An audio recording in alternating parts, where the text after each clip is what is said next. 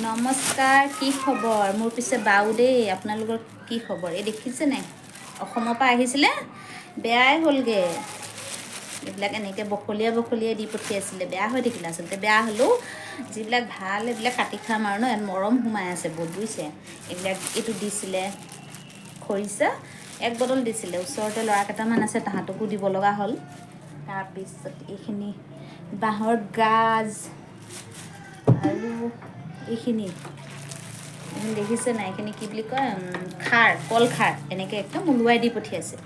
তাৰপিছত কাজি নেমু দিছিলে, মচন্দৰী, তাৰপৰা ভোট জলকীয়া, আৰু এই দেখিছে নাই, এই ঢেকীয়াখিনি আজিয়ে খাই শেষ কৰিব লাগিব, নহ'লে বেয়া হৈ যাব। আৰু এতিয়া ছিজন, কঁঠালগুটিৰ ছিজন নে, কঁঠালগুটি কেইটামানো দিছে।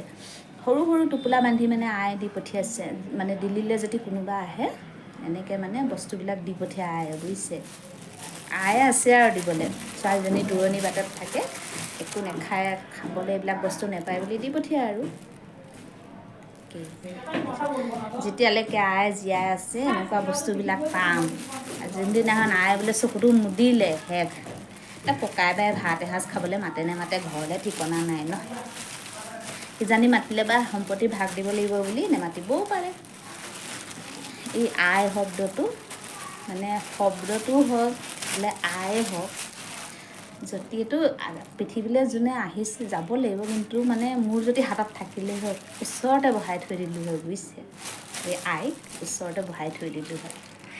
এতিয়া মানে অকণ দুখ লাগে, দূৰত আছোঁতো, ওচৰত থাকোঁতে ইমান দুখ নালাগিছিলে, এতিয়া দুখ লাগে, বুজিছে।